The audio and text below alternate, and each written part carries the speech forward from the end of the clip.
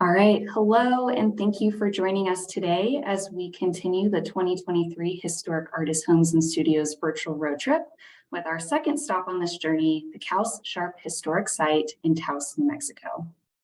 The Historic Artist Homes and Studios virtual road trip is a collaboration between the James Castle House, operated by the Boise City Department of Arts and History, and the Historic Artist Homes and Studios program, also referred to as HAHS, which is a program of the National Trust for Historic Preservation. With 55 sites across 25 states, all the former homes and working studios of American artists, HAHS is dedicated to preserving the nation's legacy of creativity and connecting visitors with these irreplaceable spaces. The James Castle House and HAHS launched this virtual road trip in the summer of 2021, a time when travel was very limited due to COVID-19. Longing for an adventure, we found inspiration in the recently published Guide to Historic Artist Homes and Studios, written by Valerie Bulent, the director of HAHS. With a desire to dig deeper into these extraordinary spaces, the virtual road trip was born. My name is Mackenzie Dunstan, and I'm your guide this year on the virtual road trip. I serve as the Education and Outreach Coordinator at the James Castle House in Boise, Idaho, which is located on the ancestral and unceded territory of the Shoshone, Bannock, and Northern Paiute people. With me today is Valerie Bulent, the Director of the Historic Artist Homes and Studios program, and Davison Koenig, Executive Director and Curator at the Couse-Sharp Historic Site. And providing American Sign Language interpretation is Lavona Andrew Carson. Along with ASL interpretation, English language captions are available by clicking on the live transcript button at the bottom of your screen and then selecting Show Subtitle. So live transcript, show subtitle. We strongly encourage your questions and ask that you send them to us via the Q&A box. At the end of this presentation, we will answer as many as we possibly can.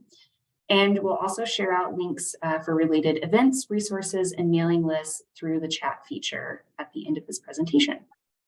Please note that this event is being recorded and will be made available online within the next few weeks.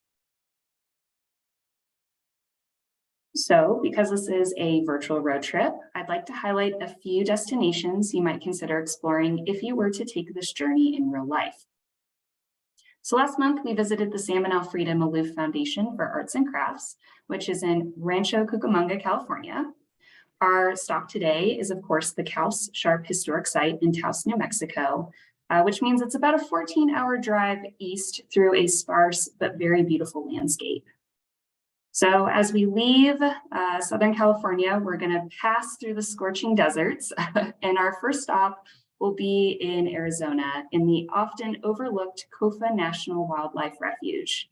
This sprawling wilderness is perfect for wildlife enthusiasts, hikers, and photographers alike, and is significantly less crowded than many of the other parks and preserves found in the Southwest. You can get a sense of Cofa's rugged landscape from the top left image. After enjoying a few days of hiking, stargazing, and rock hounding for quartz in this area, you will continue on to Phoenix, Arizona. I would highly recommend visiting Phoenix's Civic Space Park right after dusk to witness Her Secret is Patience, which is a massive public art installation by artist Janet Epelman. Suspended about 40 feet off the ground, this work is designed to mimic the shadows cast by clouds. The structure gracefully moves with the breeze throughout the day, and at night it is illuminated with a mesmerizing array of colors as seen in the image at bottom left. So from there, we'll continue east to New Mexico, where you can take a ride on the Sandia Peak Tramway that's just outside of Albuquerque for breathtaking views of the city and the surrounding landscape. The ride only takes about 15 minutes, so if you want extra time in the outdoors, you can hike one way and ride this aerial tram the other, getting the best of both worlds. Now, before you hit the road again, I would recommend exploring the ATCG Books and Comics, which is the only Indigenous comic shop in the world. Originally founded as Red Planet Books and Comics, ATCG sells, of course, comics, books, games, toys, and collectibles by and for Native and Indigenous peoples. So as we start to head northward toward our final destination of Taos, I would say swing by the Dwan Light Sanctuary for a few moments of peace and quiet reflection. This unique architectural blend of art and technology and spirituality is really something special.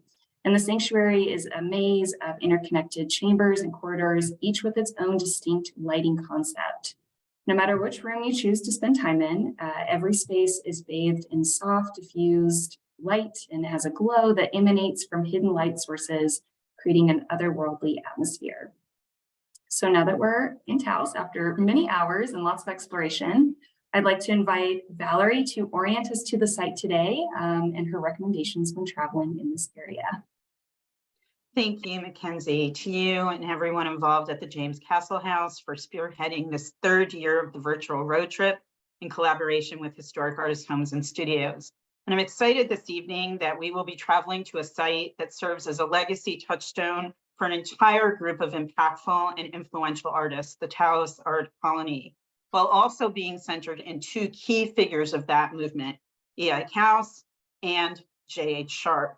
But these two biographies are only the central threads of a complex tapestry which involves two families, several generations, and an extended orbit of close and enduring relationships with numerous Anglo creatives, but also importantly, with the indigenous peoples of the region. I got my first deep dive into these artists at an exhibition and accompanying lecture at Christie's Auction House in New York in the early 2000s during American Art Week. Walking through the exhibit, I got to see a diverse selection of works by Couse-Sharp and other members of this group. And at the lecture, I learned about these artists' deep ties to the land, buildings, and people of the Taos Pueblo. So in my mind, any trip to Taos or introduction to the lives and art of the Taos colony should begin here. To tour the Pueblo is to engage with the only living Native American community designated as both a National Historic Landmark and a UNESCO World Heritage Site. These multi-story adobe buildings located just a few miles northeast of Taos Plaza have been continuously inhabited for more than 1,000 years. The Pueblo is actually comprised of a series of many individual homes that were built side by side. There is much to experience when you visit this site, which sits at an elevation of more than 7,000 feet. You can purchase contemporary artisanal crafts from any number of individually owned shops within the Pueblo, such as the one on screen of Jonathan Warm J. Cumming.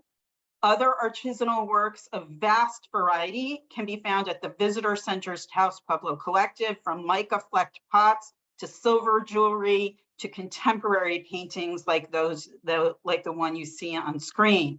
In truth, the entire Pueblo itself, to my mind, can be viewed as one giant preserved artist home and studio, with traditional and contemporary artistic practice continuing today through living legacy. During a visit, a current resident may invite you to experience baking in the traditional manner, or you can choose to visit on one of the powerful ceremonial days to witness ceremonies such as the turtle or buffalo dance.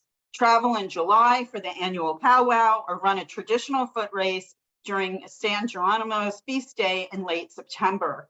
The Pueblo also honors many Christian feast days with celebrations, and part of any visit should include the San Geronimo, aka San Jerome Chapel, which you see at lower left. There is a great deal to do and see at the Pueblo, and the site's website is extremely helpful in laying out all the possibilities and specific dates that may be of interest. The Pueblo is a true lodestone, but to further understand what drew artists like Couse-Sharp to Taos, you also need to experience this incredibly distinctive landscape and environment and atmosphere that also inspired them. Set off for the Rio Gorge Bridge for a truly dizzying view. Park on the Taos side to walk out on the bridge, not for the faint of heart to be sure. Hundreds of feet lie below, but the panorama is spectacular. Feeling a little more adventurous, you can actually charter a hot air balloon ride over the gorge. But want to get into the landscape, you can travel about 40 miles north of Taos to the Rio Grande del Norte National Monument, designated in 2013 by President Barack Obama, and made up of more than 240,000 acres of public lands. Stop at the Junta Point Overlook and view where the Rio Grande and the Red River converge in the canyon. If you have a National Parks passport, get it stamped at the visitor center. You can camp and hike here yourself, even up to one of the more remote areas of the monument known as the Central Volcanoes region, a series of extant volcanic cones jutting up from the Sagebrush Plateau. But the park also offers a wealth of guided activities if that's more your style, from learning about petroglyphs to telescope stargazing to dredging for gold. The park also hosts concerts and other types of performances. Still craving even a little more nature, the expansive Carson National Forest beckons, and some of the most popular hiking trails in the forest are located in the Taos Ski Valley, which has even more delights on offer.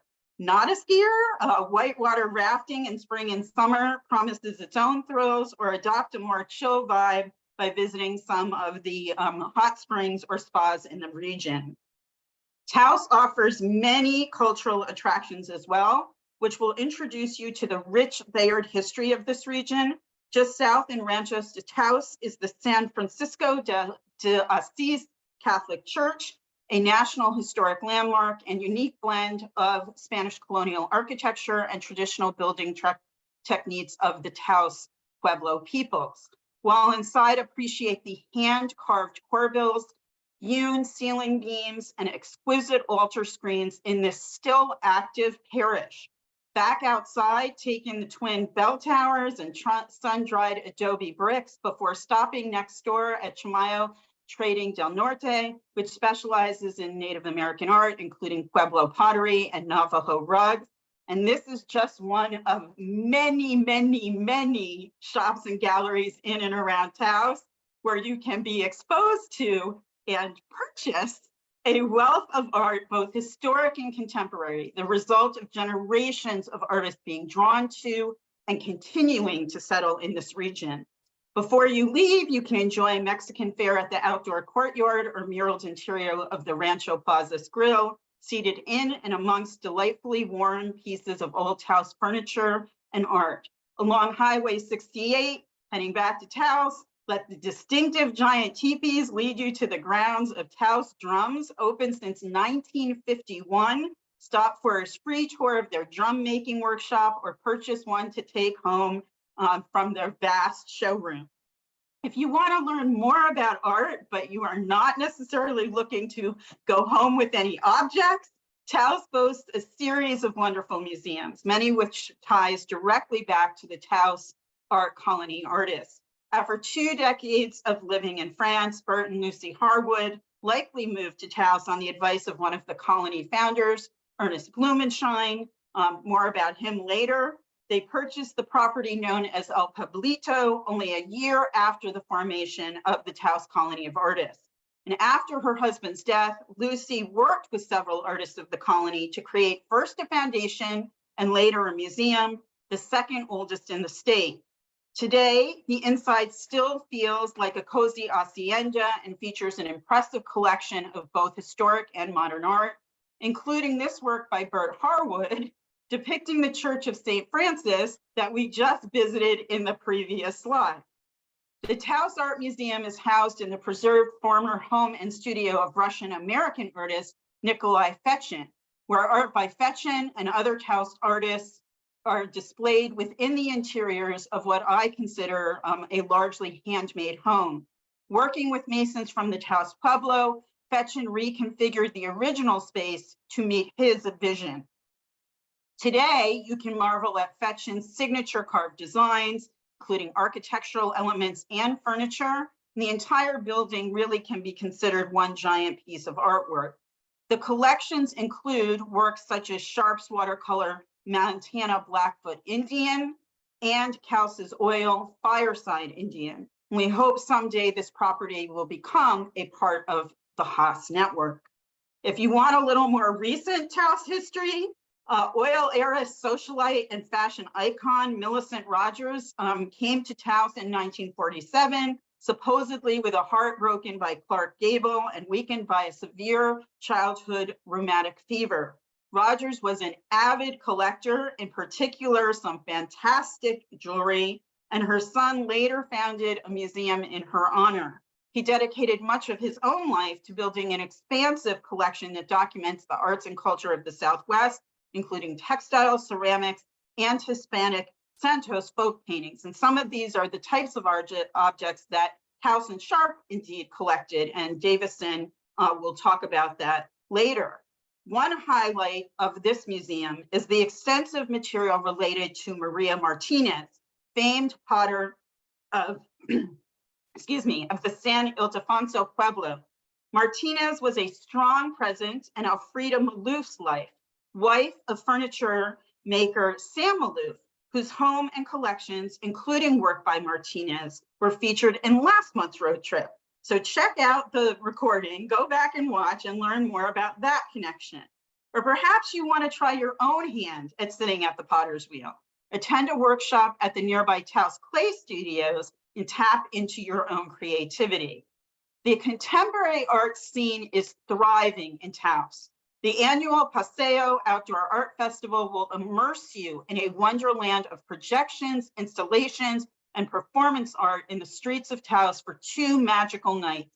This year, it will take place on September 15th and 16th. If you can't make those dates, visit Taos at another time and engage with other year-round endeavors of this nonprofit, including wall and crosswalk murals, storefront window displays, or the interactive sculpture capsule, all done in collaboration with living creatives. While walking through town, take a selfie with mainstay Jack the Burro, commissioned in 2011 by El Dorado Plaza and sculpted by local artist Frank Seckler. If you're looking for something more inward-facing and contemplative, the first Hanuman temple erected in the United States is open for public visitation on certain days. A 10-minute walk from historic Taos Town Plaza and you enter another world. In the temple, you can sit in silent meditation, chant, or play one of the instruments. Outside, 10 acres of tranquil landscape await your discovery. Orchards, beehives, herb gardens, centuries-old irrigation ditches, and even roaming peacocks. And to boot, a view of Taos Mountain. On certain days, lunch is available, as is, if online reviews are to be believed, a fantastic cup of chai, an unexpected oasis when you can learn about a different faith or just reboot. The Couse-Sharp site is not the only preserved home and studio related to a founding member of the Taos Artist Colony. Less than 1 mile from Couse-Sharp is the former home and studio of Ernest Blumenschein, his wife Mary, and their daughter Helen, who were also artists. That's a painting by Helen of the Rio Grande Valley on screen. It's an actual detail. Art created by all three is on view throughout the home, as are their personal belongings and furniture. This evening, our host Davison will help flesh out the connected threads that tie Blumenschein to Couse and Sharp and others within this circle. But this site is a must-see for those making an actual pilgrimage to Taos. It's wonderful that both properties, along with the Fetchin House, are all preserved in such close proximity, and we hope to have the Blumenschein House also join HAHS in the future. With all this historical and contemporary artistic context to draw upon, we now journey to the hub of the Taos Art Colony. This place represents, to me, a true crucible of creativity, of new ideas about art and culture, and it serves as a wonderful example of the powerful role that artists and art can play.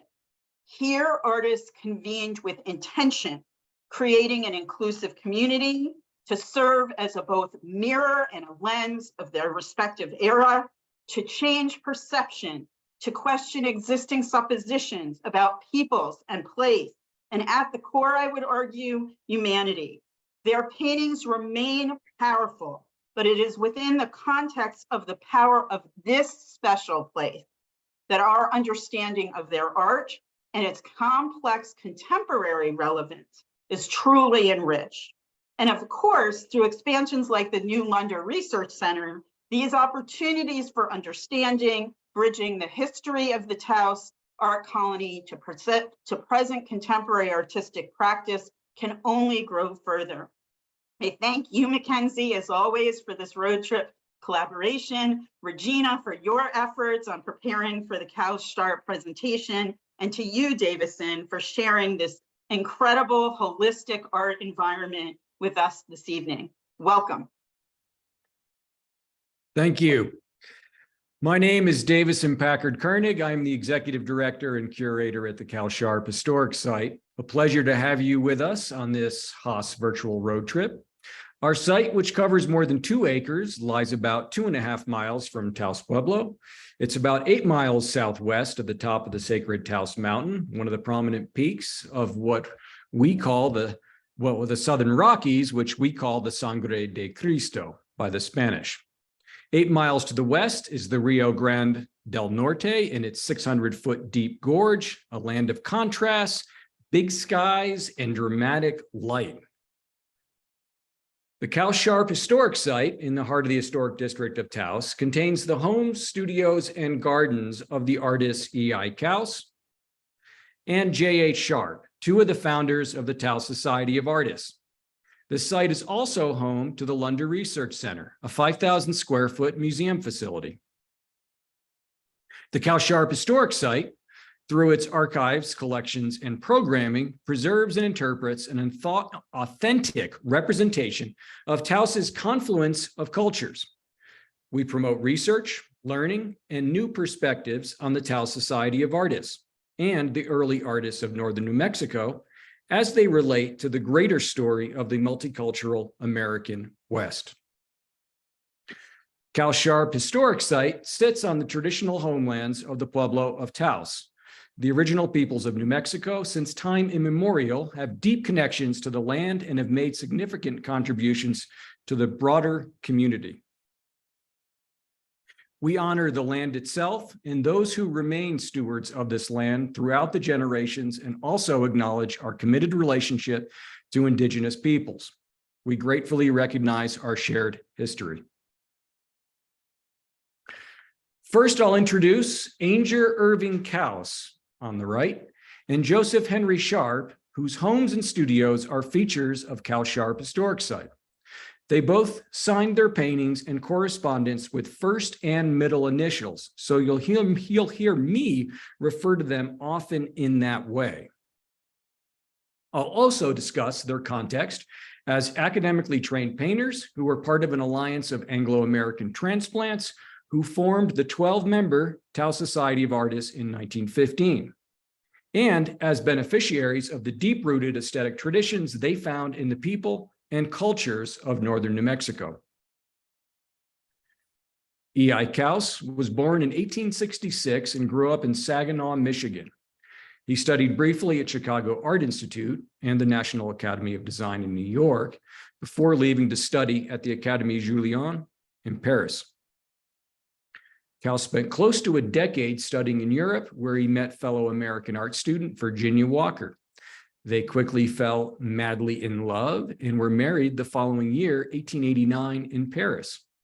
He painted this sketch of her still in the house today and sent it to his sister so she could see his new bride. During a sojourn at his wife's family ranch in Washington State, Couse painted Decision, the crossing back to the barn, symbolizing his somewhat reluctant return to his native land. Virginia is the model and inspiration of the painting, and Irving is the horse. The Couse's only child, Kibby, was born overseas as well in 1894. After returning to the States and moving to New York City, Couse ran into a peer artist, Ernest L. Blumenschein, whom we mentioned earlier, on the street. 2 weeks later, in the summer of 1902, Irving, Virginia, and Kibby boarded a steam train bound for Taos. Over the course of his career, Couse became widely known both in the fine art world and as a commercially successful artist who sold many prints that hung in homes all over the United States. Just a couple of examples of well-known works that are not at our site include the Cacique, which is currently on permanent exhibit at the Harwood Museum in Taos, And in the Smithsonian American Art Museum in Washington, D.C., you'll find a huge canvas, Elk Foot of the Taos Tribe, on permanent display in the Taos Society of Artists section. We hope to one day be able to exhibit this masterwork here where it was created.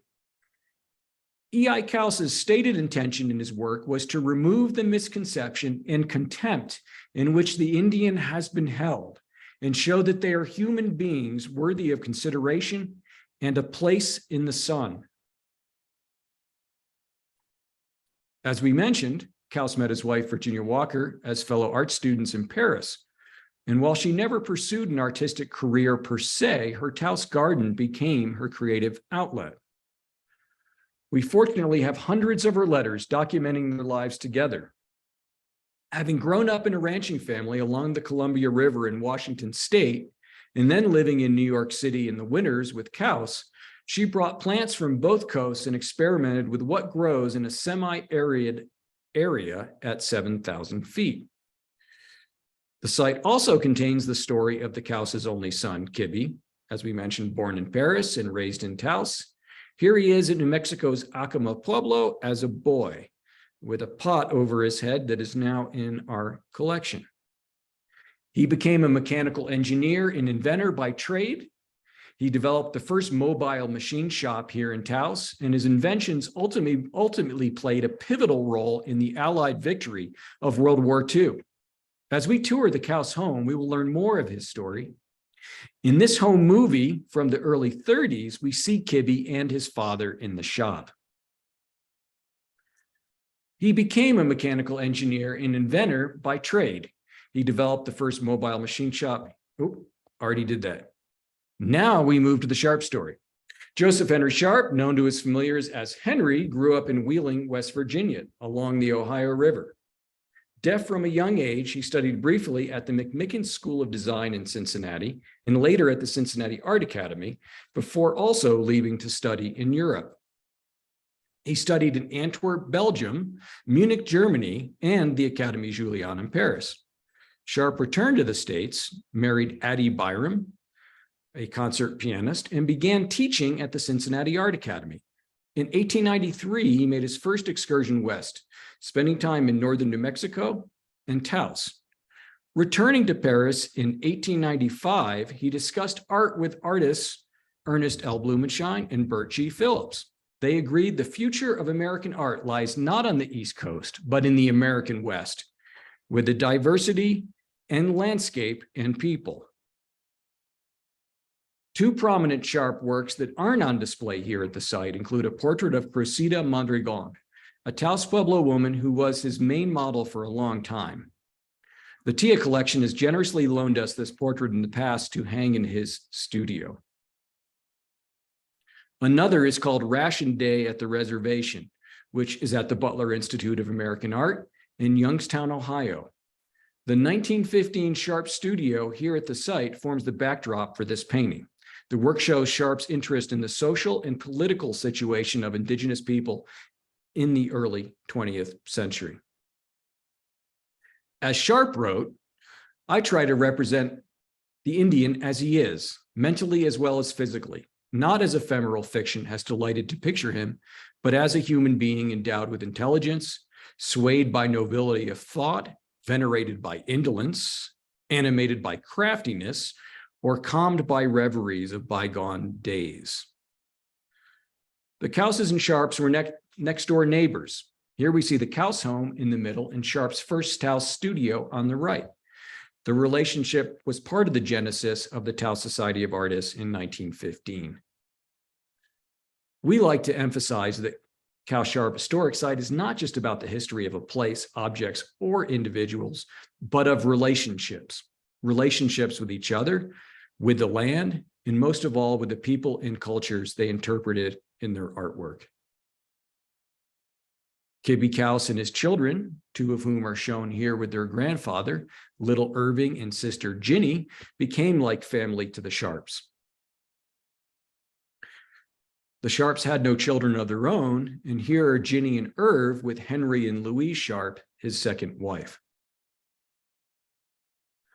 But back to our TSA origin story. The Paris conversation with Sharp about the West set Blumenschein and Phillips on their Western excursion. Serendipitously, a broken wagon wheel marooned them in Taos.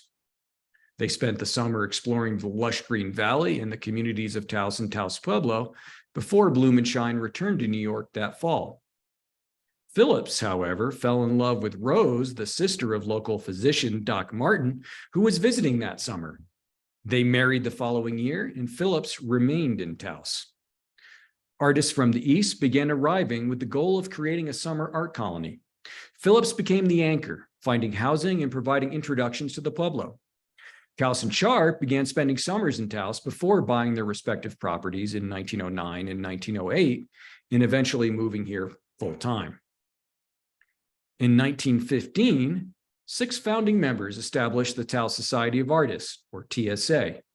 With a formal charter for membership, the 6 artists, E.I. Couse, the first president, J.H. Sharp, Bert G. Phillips, Ernest L. Blumenschein, Oscar E. Burninghouse, and Herbert Buck Dutton, were academically trained, spent time in Europe studying, and hailed from Michigan to Maine. Representing diverse backgrounds, they shared a desire to not only paint the American West, but create a uniquely American art. The group would eventually swell to 12 active members, including Victor Higgins, Walter Ufer, E. Martin Hennings, Julius Rolshoven, Kenneth Adams, and thankfully one woman, Catherine Critcher.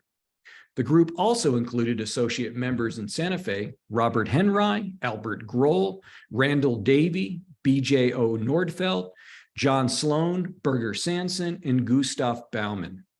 These were among the top artists in the nation.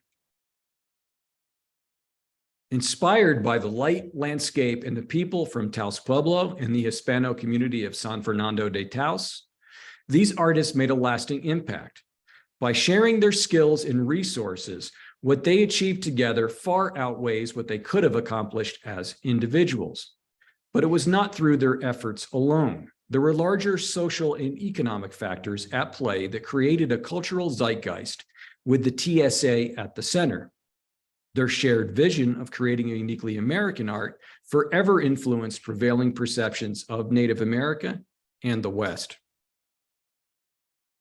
It is important to note that during this period, American art was just beginning to emerge from traditional academic painting style, with landscapes drenched in browns and deep greens, where people are often depicted as tiny dots, and portraits are deep in shadow.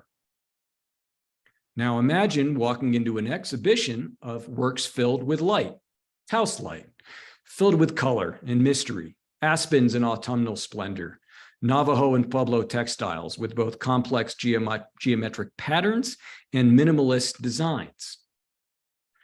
Pueblo pottery's graceful forms covered with abstract designs, rich with symbolic meaning, depictions of people going about their lives. This was truly exciting and new, a new vision of America.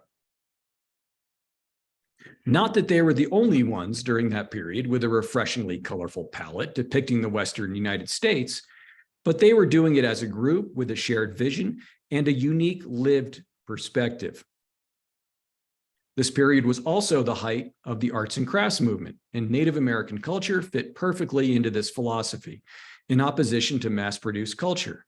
It was all the rage to create an Indian curio corner in the home, and department stores were displaying Navajo textiles, Apache baskets, and Pueblo pottery for sale in the windows. During this period, American popular culture's exposure to Native Americans, in addition to material culture in magazines, was largely through dime novels of dubious accuracy and through Buffalo Bill's Wild West circus show of stereotype and drama. Artists such as Charlie Russell and Frederick Remington were largely depicting the pacific, mythic West of the cowboys and Indians, forever engaged in an epic struggle for America's manifest destiny. The TSA, on the other hand, were depicting the integrity of Native people, quiet activities of daily life, domestic tranquility, agrarian work, and ceremonial obligations, themes that you'll see in Couse-Sharp's paintings we'll encounter as we tour our site. As the artists' interactions with their Native models deepened, so too did their understanding of their lives and the social and political issues that affected them. The artists, through their artwork, letters, and lobbying, became advocates for Native rights and sovereignty. Sometimes the social commentary in their work is overt, as in the Ration Day painting by Sharp we saw earlier, but more often the message is subtle, simply conveying shared human values. The artists were also aware of their problematic role as Anglo-Americans depicting Native American people and culture, and not above self-deprecation. I love this self-portrait by Walter Ufer. The members of the TSA and other early Taos residents had to create their own fun in their little town, so isolated that there was never a railroad through it. Private parties, public dances, amateur stage productions, movies, and a lively baseball league provided recreation. Here we see some of the boys goofing around in the studio. Holidays, and especially the festivities around the feast days of the patron saints of Taos and Taos Pueblo, were celebrated by the whole community. The Taos Society of Artists disbanded in 1927, having largely outlived its usefulness, as the Taos artists had become household names and Taos had become synonymous with great art. Artists began to flock to Taos, and the art colony they created continues to live on. Taos is now home to hundreds of professional artists represented in galleries and museums across the nation. The legacy of Couse-Sharp and the TSA continues to inspire a new generation of artists, thanks in part to the London Research Center, where we support research and dialogue on the multicultural story of Taos and the American West. Couse-Sharp Historic Site would not exist were it not for the vision and stewardship of Virginia Couse-Levitt, Couse's granddaughter, and preeminent scholar on her grandfather. Along with her late husband, Ernie Levitt, a retired museum curator, the couple dedicated their lives to the preservation of the site and creating a nonprofit to steward this national treasure into the future. The historic site, with its artists' homes, studios and gardens, Native American art collections, Spanish colonial decorative and religious art, combined with the archives and collections of the London Research Center, has the unique ability to present an authentic portrayal of not only the artists and the artistic movement they spawned, but perhaps more importantly, the diverse cultures represented in Taos and the greater story of the American West. Couse-Sharp Historic Site's 2+ acre campus contains roughly 10,000 square feet of historic and legacy buildings and a 5,000 square foot museum and research facility. We begin our virtual tour with the approach to the Couse home and studio through the wooden gates in the landscape parking circle, where visitors to Taos would have parked over 100 years ago. And yes, that's Virginia and Irving peeking over the gate.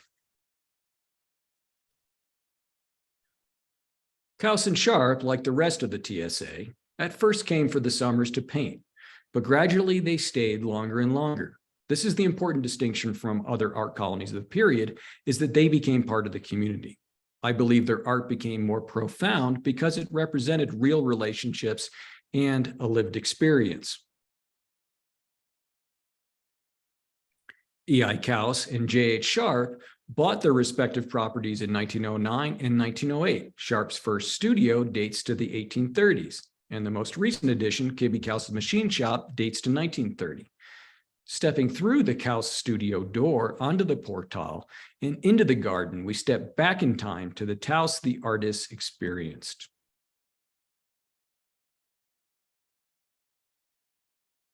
Couse's gracious home and garden became a prime gathering spot for the members of the TSA, and the group photos of them were taken mostly on this property. To be considered for TSA membership, one had to spend at least 3 consecutive summers in Taos, emphasizing the importance of both being committed to Taos and understanding its inhabitants. Members were also required to curate, organize, and ship an annual traveling exhibition across the nation. Realizing they were stronger together, they organized group shows utilizing their collective connections to museums and galleries. While these shows were not always immediately financially successful, the initiative exposed their shared vision of America to a national audience. As we now look south from the Couse Garden, we see the last historic viewshed in the downtown area. We can glimpse the lush green valley and the view of the Sangre de Cristo Mountains, Couse so admired. Here we see the graceful roof line of Couse' studio, connected to the rest of his home. The original structure, a one-room home, was built by the Luna family in 1836, then enlarged in the 1840s, 1850s, before Couse bought the property in 1909. The colorful Couse garden was designed by Couse' wife, Virginia. She had considerable help from Ben Lujan from Taos Pueblo, Couse' favorite model. Mr. Lujan is seen here at right, along with Couse at left. The other man is Jerry Mirabal, whose Tiwa name translates as elk foot, another favorite model from Taos Pueblo. Yes, he is the model for the Smithsonian painting that we saw earlier. Virginia brought designs and plants from the East and West Coast, while Ben brought native plants, local knowledge, and physical labor. He built the terraces and gravity-fed acequia, or water ditch system. Part of the irrigation scheme included flooding during the spring, and here we see the water going up to the edge of the Couse Portal. We call this the Mother Garden of Taos. Mrs. Couse was the first to attempt a truly decorative garden in Taos. She would give her plants and seeds away to neighbors and friends every fall, and we continue that tradition today. Every October, at our last open house of the season, we bag and label plants and seeds for giveaway to all who ask. Irving and Virginia's granddaughter, Virginia, or Ginny as we call her, continues to live in the Couse house, providing inspiration every day and often lunch right here on the portal. It's hard to convey in words and even video just how pleasant it is to relax on the Couse portal from spring to fall. The garden blooms continuously from late May into September, and the views are gorgeous. Sitting here, it seems we hark back to 100 years worth of camaraderie and good times. Staff often bring their laptops out here to work, and it's truly a magical place. Now, into the house itself. Here's Couse in a relatively early photo, standing outside the door we're about to enter.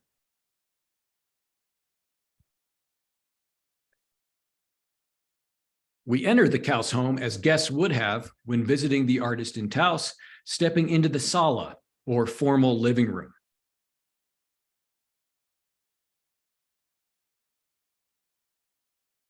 Originally, the sala would have displayed his latest, greatest Indian paintings. What hangs on the wall now are paintings completed during his pre-Taos career.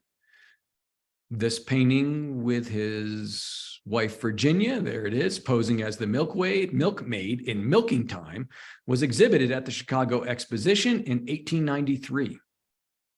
The other paintings were made for the Paris Salon.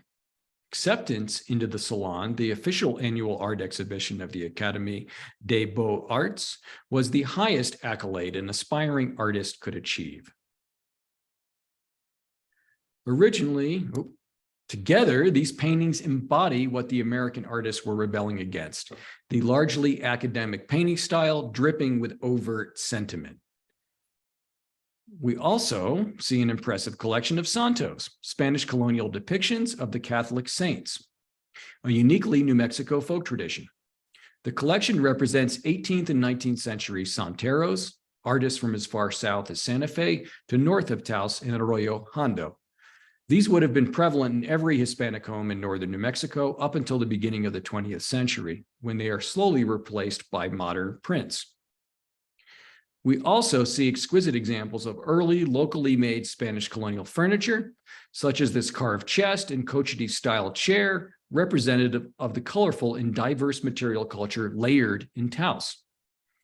One of the expressed goals of the Taos Society of Artists was to preserve and promote the native arts, a progressive sentiment in its day and still progressive today. Stepping into the tiny dark room adjoining the studio, we see Couse' camera collection going back to the 1890s in Paris when he first began using the camera in his artistic process. Developing trays on the shelves, boxes of chemicals, his kerosene safe light, and we'll even see his makeshift sink, No running water in Taos until about 1930. At the time of his passing in 1936, Couse had produced over 10,000 nitrate negatives and contact prints, as well as 500 glass plate negatives. Couse, however, was not painting solely from the photos, as he would bring his models back into the studio and paint directly from life. We also see his plein air paint boxes waiting. Roughly 7,000 of the contact prints are model studies used primarily as a tool for composition and light study for future paintings. Couse was very much a man of process, and photography was integral to it. For every painting Couse created in his career, numbering over 2,500, there is an existing photo study. Here's a modern print of a study of Ben Lujan. And the photo study is not merely a reference photo, but is a gridded contact print that is a 1:1 image of the completed painting. This study is of Jim Lucero of Taos Pueblo. Couse printed many thousands of contact prints using natural sunlight. Taos did not have electricity until about 1928. The remaining negatives and digital facsimiles largely document life in Taos, northern New Mexico, and indigenous communities in the American Southwest. As such, these photographs represent a significant contribution to our understanding of the artist E.I. Couse and the indigenous communities he strove to represent. Stepping into the studio, we are at first impressed by the light streaming in through the windows. True north light, Taos light. The first thing Couse does when they purchase the property in 1909 is to begin building his studio. As the son of a carpenter growing up in Saginaw, working for his father, there is little doubt he participated in the design and construction of the studio, as he was anxious to get to work painting. We see his plein air paint box on his desk, ready to head out into the field alongside receipts from recent purchase at Randall's Lumberyard, which still exists. Everything is still there as he left it.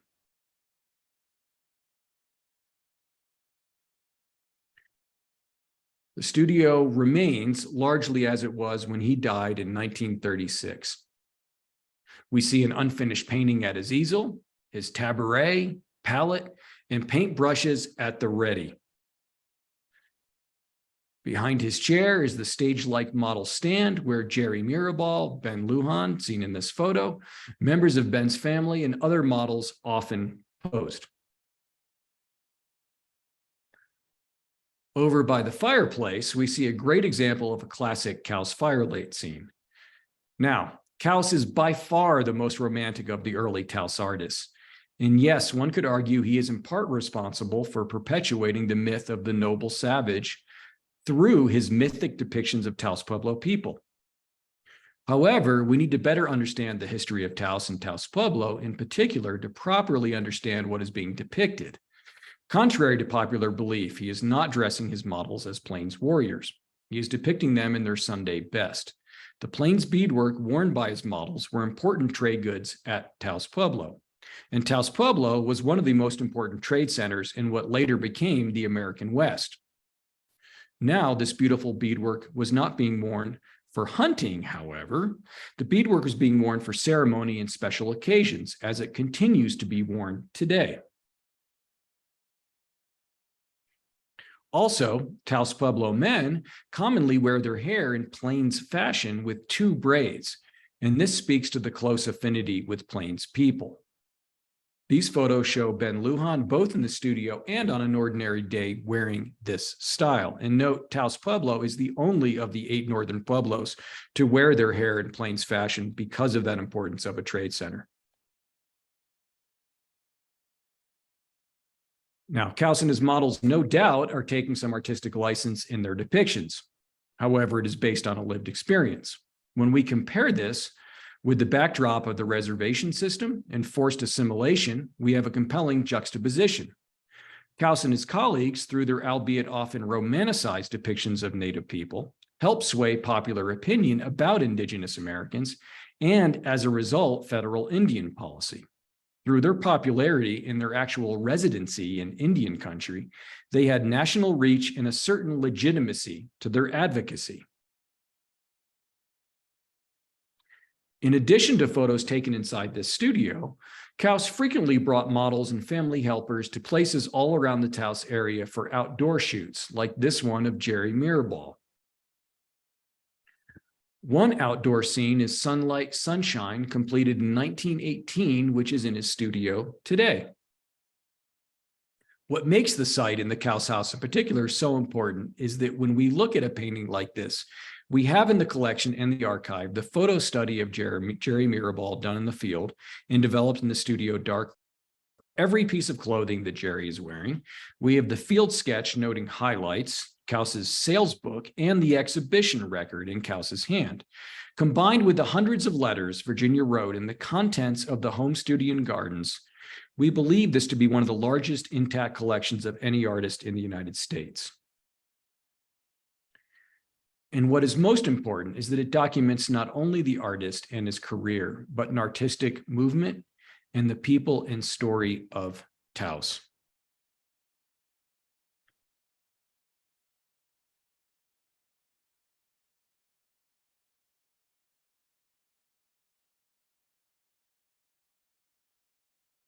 Along with the Couse collection of indigenous beadwork and commercial prints, here we see more of the Couse pottery collection, representing the breadth of native pottery from utilitarian trade goods to the advent of the tourist economy from roughly 1890 to 1930.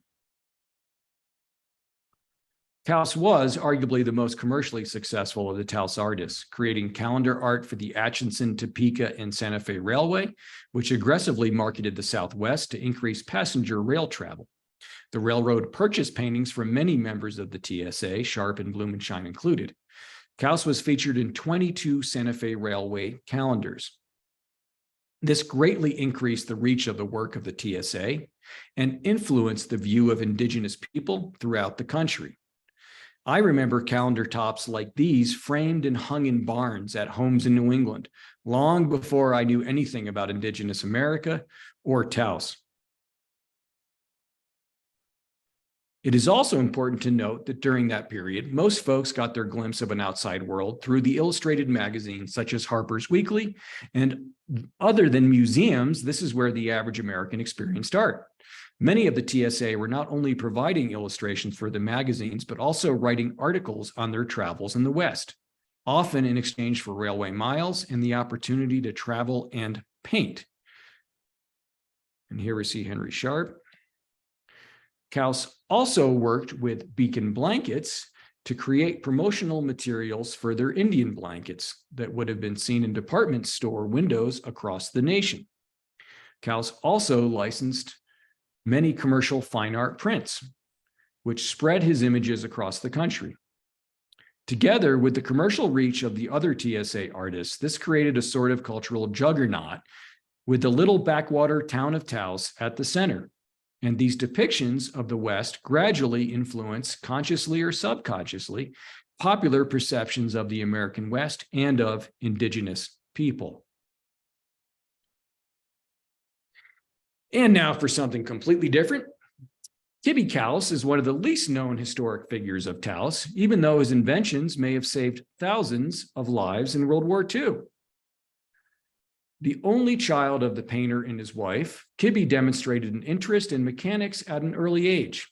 After graduating from Stevens Institute of Technology in 1917 and briefly serving in World War I, he began to market some of his inventions in the Eastern U.S.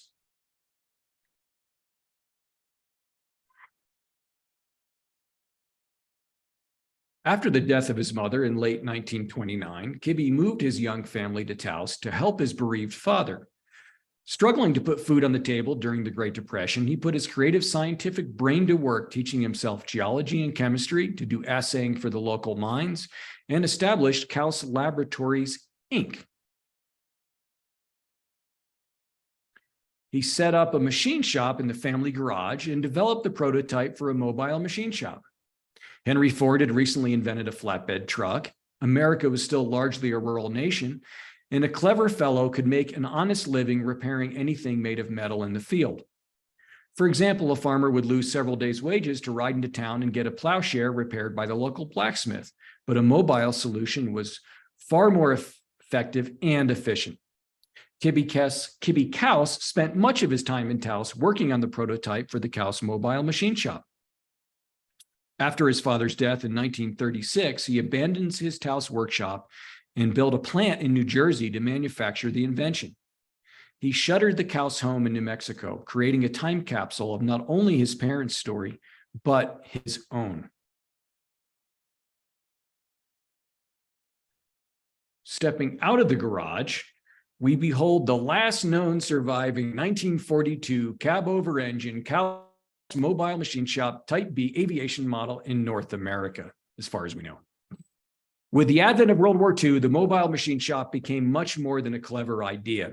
This beauty, nicknamed Rosie by her previous owner for the reddish paint covering the original olive drab, was in continuous use since 1945 in Alaska and California until we purchased her in 2021 after a special donation campaign.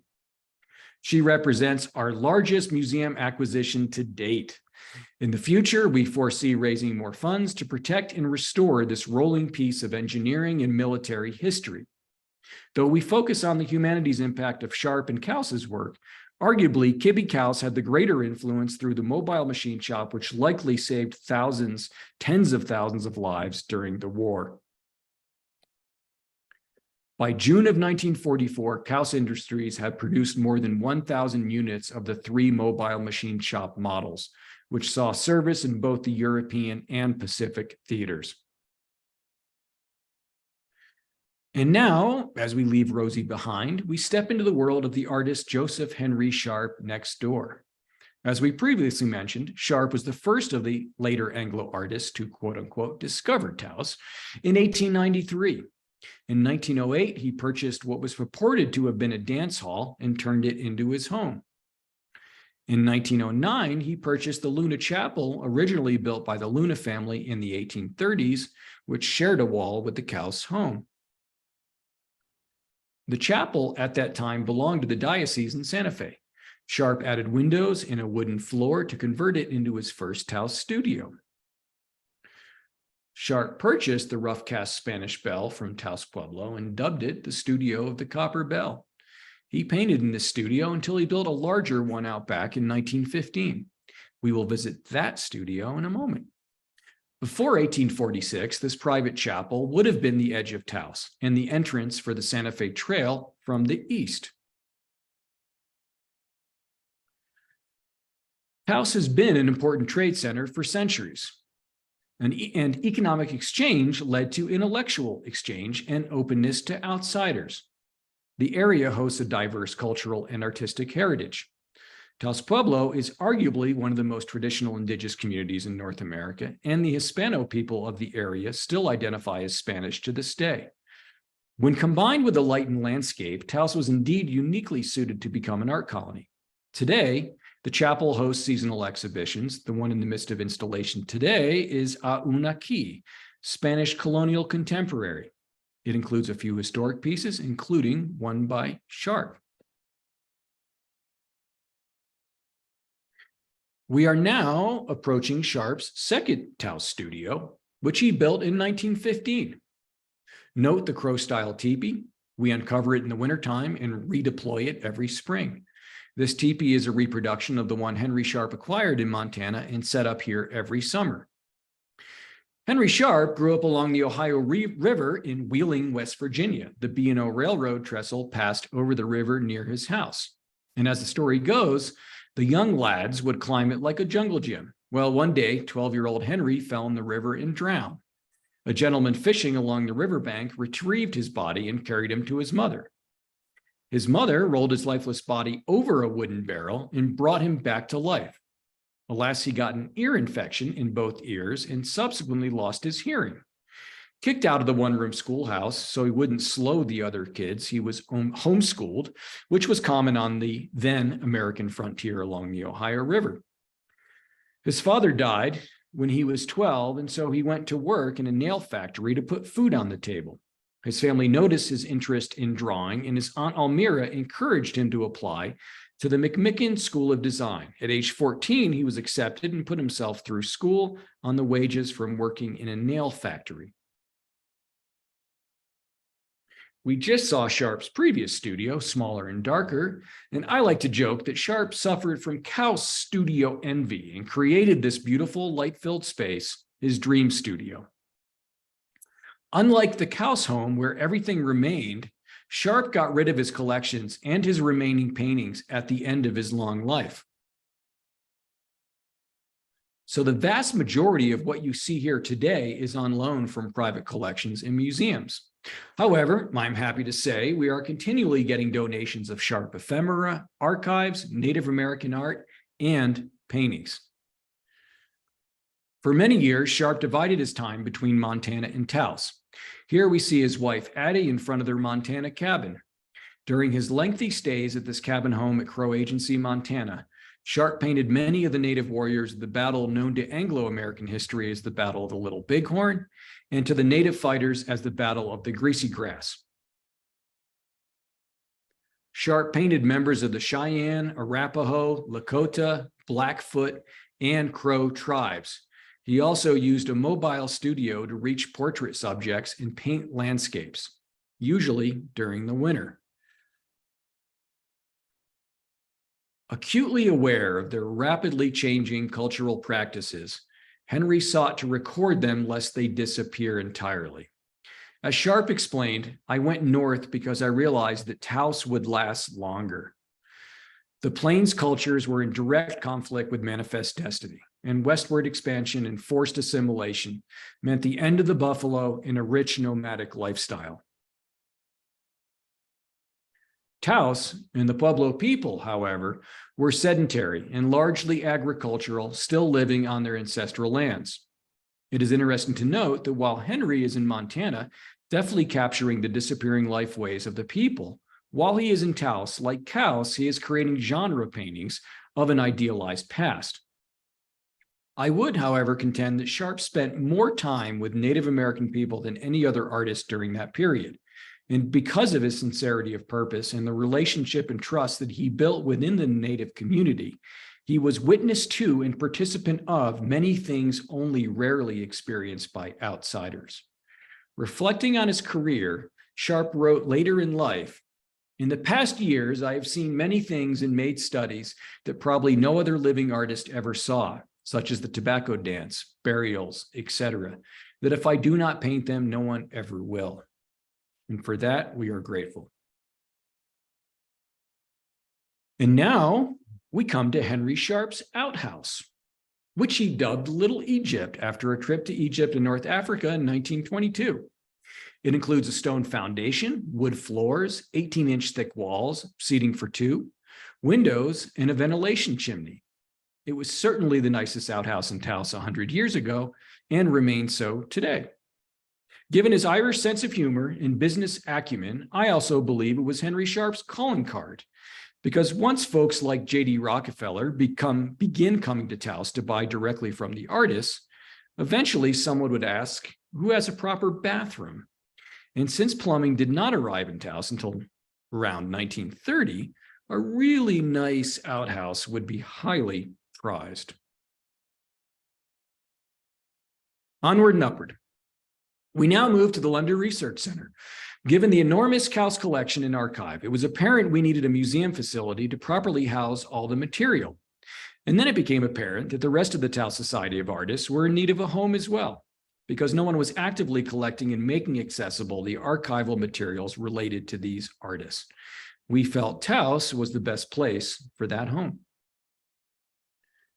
As we began a capital campaign to fundraise for a new archive facility, we were given the option to buy back Henry Sharp's former home, the garden of which is shown here with Henry and second wife, Louise. The home had been converted into the Mission Gallery, the longest continually operating art gallery in New Mexico until it closed its doors in 2018. This provided an even greater opportunity to create a 5,000 square foot museum facility. This hallway was the east portal of Sharp's house and retains the original ceiling, and we still have the gate that opened onto the street end. On the right, you can see our truth window showing the old adobe bricks that formed the exterior wall of the home and are still there behind layers of plaster. The shaded portion of this floor plan of the building shows the footprint of Sharp's former home. The facility now includes exhibition space, archival and collection storage, a research library, curatorial space, and thanks to a large grant from the Lunder Foundation is named the Lunder Research Center.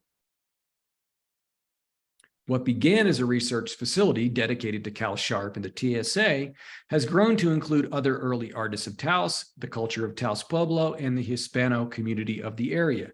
We discovered that there is no way to tell the story of Taos without including all of the artists and the diverse cultures they embody. What has been truly gratifying has been the interest from across the nation, museum curators, scholars, and students, especially the interest in the native models and the underrepresented female artists of Taos. As one of our goals was to bring the best art created in Taos back to Taos, we also made a commitment to create the most state-of-the-art museum facility so that we could potentially borrow from any museum in the nation. I am happy to say we now have a museum facility exceeding the American Alliance of Museums recommendations, and that we are now a lending institution to museums across the country. The goal was to not only bring archival materials and objects back to Taos, but also to engender a next generation of scholarship and interest.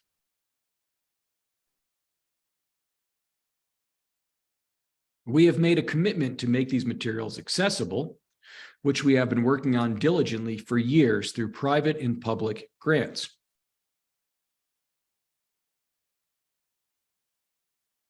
And we are continually getting donations of art, archives, and books from folks who are excited to know there is a home for the material they have been saving.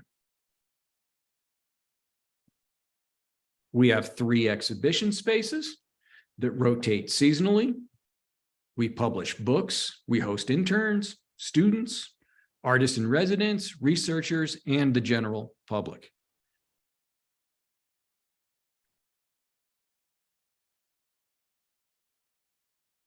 We are committed to working closely with the indigenous communities we represent.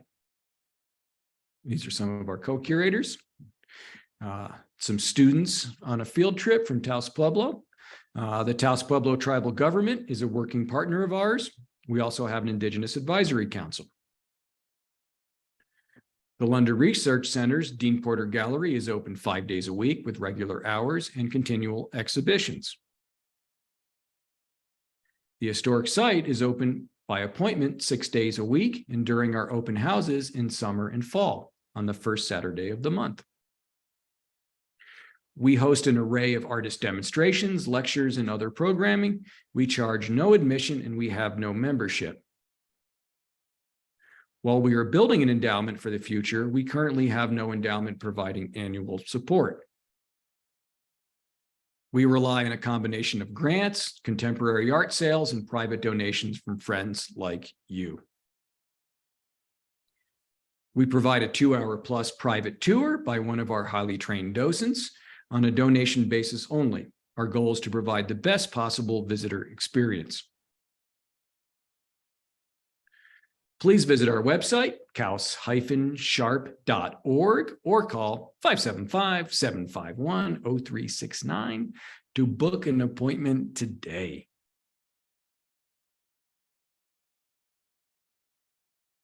So if you're interested in Taos or the more nuanced story of the multicultural American West, we extend an enthusiastic invitation for you to come pay us a visit. Thank you.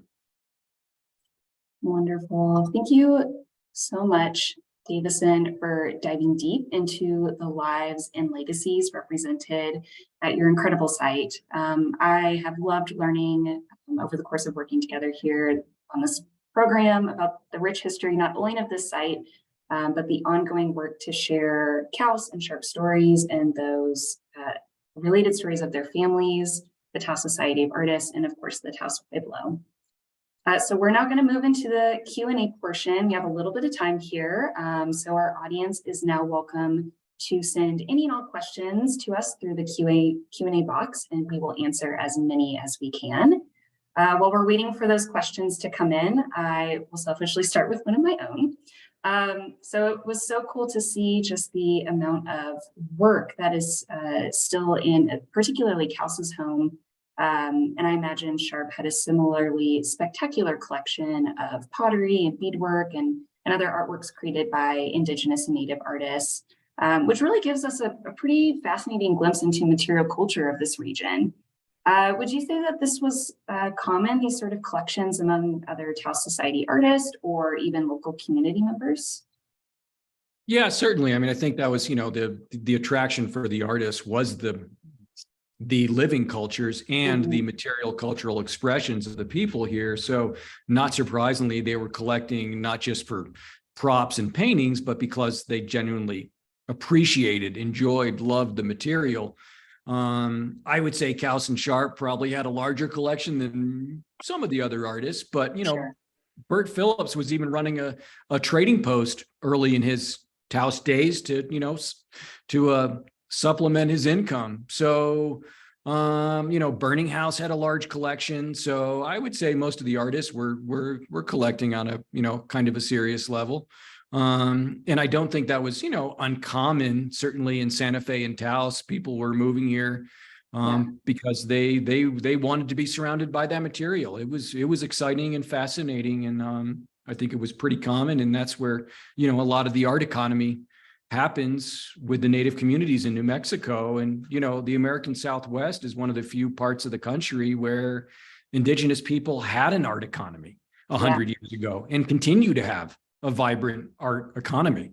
And that's been part of their success, is keeping those tradition lives alive and having relevant economies and income. That makes a lot of sense. Thank you. I was curious. All right, we've got a couple questions here. So someone is interested if Georgia O'Keeffe ever visited these studios or interacted with these artists in any way, since they're similar time frames, they're not so far away. Do you know anything about that? I wish I knew more, and that's why we built an archive and a research center, is we really want to get more archives here that links these artists, because Santa Fe and Taos are so small during that period. O'Keeffe is staying across the street at Mabel Dodge Lujan's house. They all know each other from the New York art scene. Yeah. So there's no way these artists aren't overlapping, even if Georgia was her own thing.